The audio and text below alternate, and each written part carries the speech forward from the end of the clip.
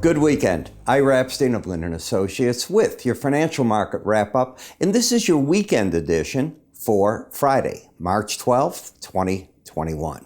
On the weekend edition, we'll look at one monthly chart, and then we're going to go to all weekly charts, trying to get the bigger picture as to what the market is doing.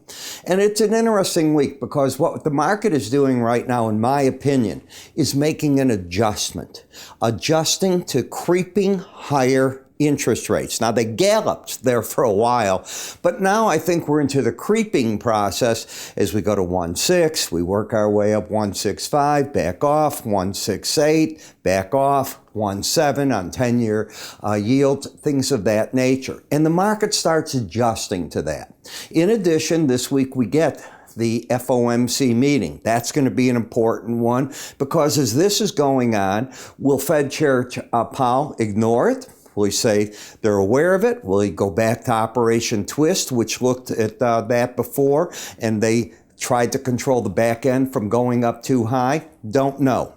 But it's putting us at great odds with countries in Europe because what they're really doing is they want to keep all their rates down and they're going to accelerate their bond buying program. So the yield between the Bund and the U.S. notes, they're going to change. And of course, now what happens with the stock market as it keeps climbing in the Dow and the S&P, and that rotation in the NASDAQ, when does it run its course? So we're far along in that rotation. It's not young.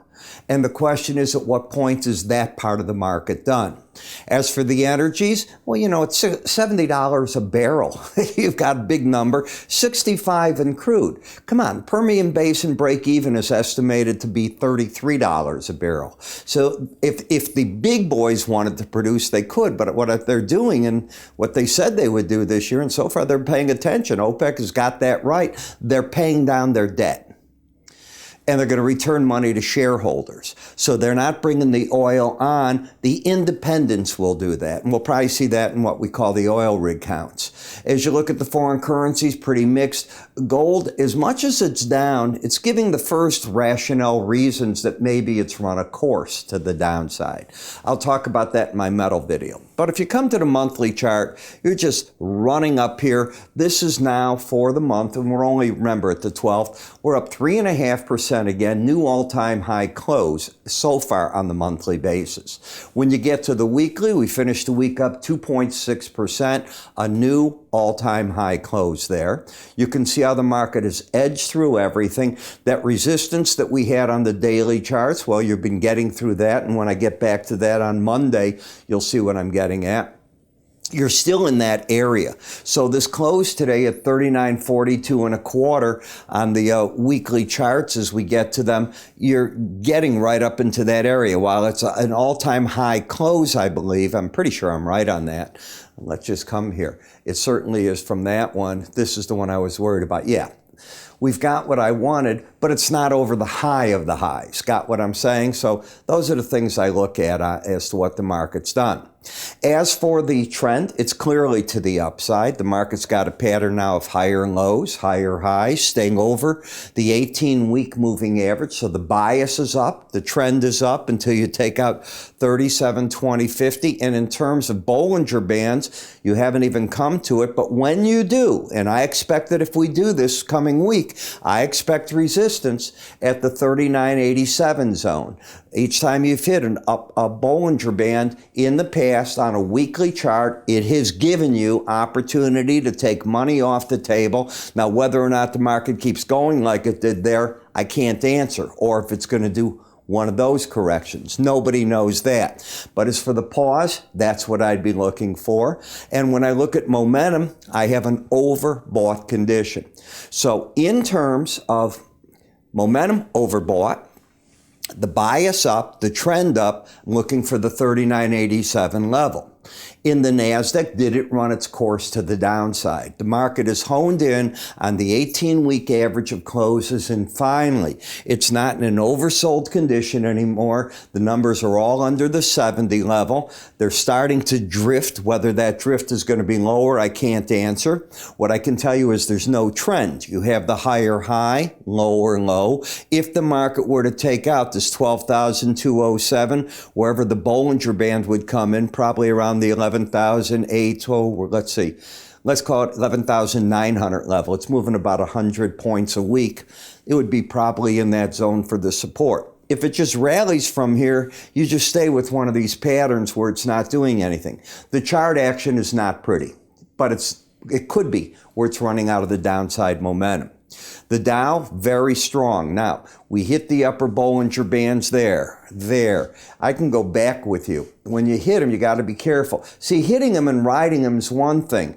I don't know if this market's going to do that. This market is different. It's had all the verve that you'd want in a market out of a rotation. It's easy to run these 30 stocks, if you will, and it's done that job. What about embedding? Well, both numbers this week were over 80. Last week, they were not over 80. So you can't embed. All you are is in an overbought market, over the upper Bollinger Band. The trend is up. The bias is up. Maybe it's getting a little bit ahead of itself. Do I think the pros are taking some money off, peeling money out of the market? Yes. You're going to tell me they're adding, and I say to you, no. I think that they come out and they buy on the pullbacks into that until there's reason not to do such. In the Russell, what a comeback.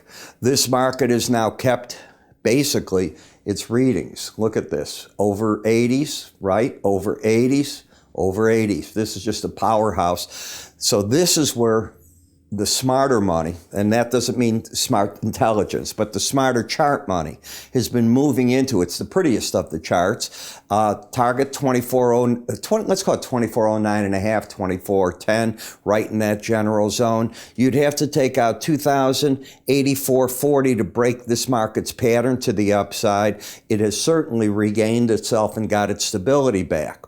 30-year bonds. This is called that gorilla glue trade. It's when a market hits the lower Bollinger Band, it paused for 2 weeks against that 100-day average on it, and then it just decided to let go and run. And you either get under, over, back and forth. So we closed under it here. That's 1 week under. Two. Let me come back and get this right. First week under is here. The second week under. Third week. Fourth week under, and right here we were on it. So it's 4 weeks in a row under the lower Bollinger Band. That's a lot. You generally don't go beyond 5. So at any point you can move to the right, but moving to the right is not what I'm looking at. I'm looking at a potential bearish crossover where the 18-week average is getting ready to go under the 100. That's real bearish. I should bring up the 200-week average, and I will next week for you on the chart. I'll put it on for my subscribers when I do my morning videos, because with the weekly charts, it definitely helps on them. So I'm going to do that for some of these charts. Don't know why I didn't before I did this today. But that's going to be an important number, but I doubt it's under here. It's going to be above the market. This is just a market that is saying, hey, the game has changed. And this is a secular move. Imagine this blow-off time that we had here a year ago and what the market has done since then. Unbelievable. Now the battleground in the 10-year notes is a little different. Now you're fighting that battle at the 100-day. You've hit it 3 weeks, about 100-week average. You've hit it 3 weeks in a row and the lower band. Here too you have 4 weeks in a row under. The readings are embedded. They're locked in. So on rallies, as vicious as they could be at any point in time, I doubt they're a change of trend. They would just be a rally that I think the pros would be waiting to sell. In the dollar index, you got up right up to that upper Bollinger Band area and you gave that up. Doesn't mean the market's doing a change of anything, but you're not in a trend. As a chartist, I look for an uptrend to have higher lows, higher highs. You have a higher high and a lower low. That's not a trend. And the flip-flop is true right here. You got down to that lower area zone right here in the euro, and you got a bounce, but you have a higher high, lower low, and you're oversold. I'll wait for the markets to clean up. The yen is just very bearish. Just continues down. If you look at FXY, you look at the yen futures, everything's looking bad. FXY is that spider on it, and they're all still down. But my discipline says, do I think pros sell under Bollinger Bands? No.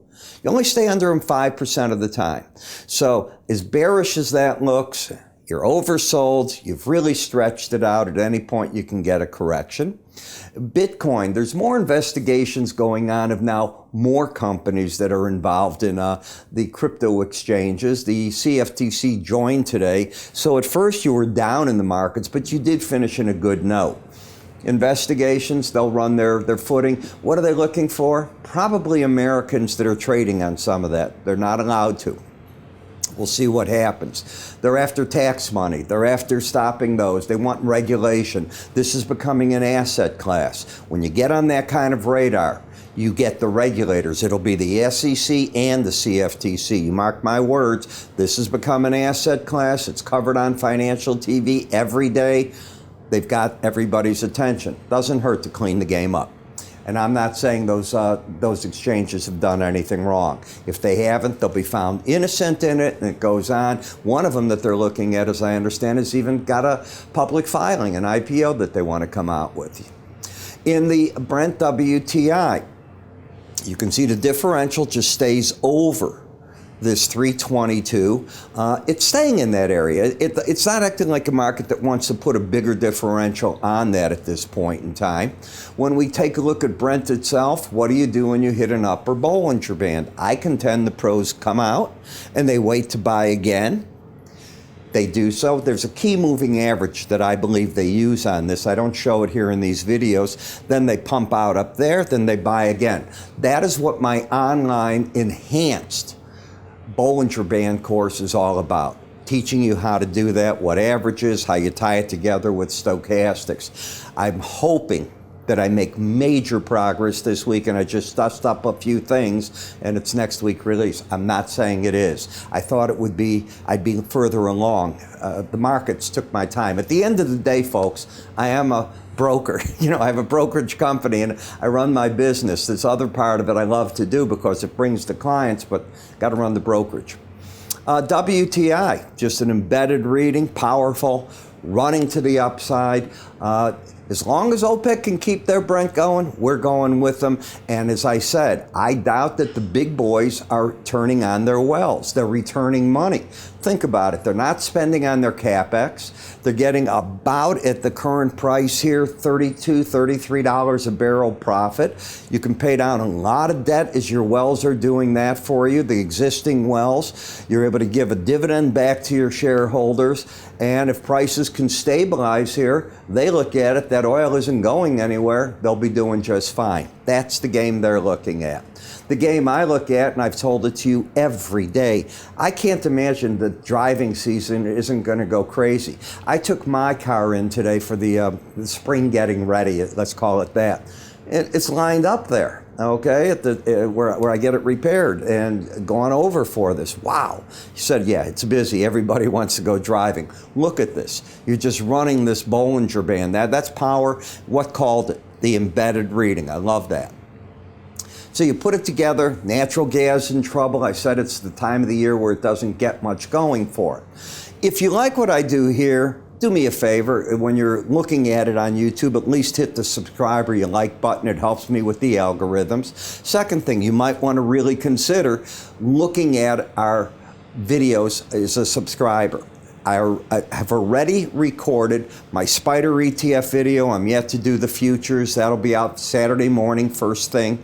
As you know, I put these out for you free, and I cover long-term, weekly charts, daily charts, trying to give you some analysis for it, but I really do the whole job inside the subscriber video. And you can watch it on our mobile app, which we give you free as a subscriber. I cover the news of the day each morning at 5:40 in the morning. What I was working on today all day is trying to find a way to render everything quicker. And we're close. We're not quite there. We've got the high-powered computers. Now, there's one piece that we have to ask the developers of the software that does this. It's a major one, TechSmith. What's the next piece? What other piece of software so we can take our rendering times down about 80%. It'll be like that out to you. How do you get all this? Well, just go to our website, go under the word research. It's all explained. You can always call my staff. They'll get you set up. I'm Ira Epstein. You have a great day, great weekend. I'll see you come Monday.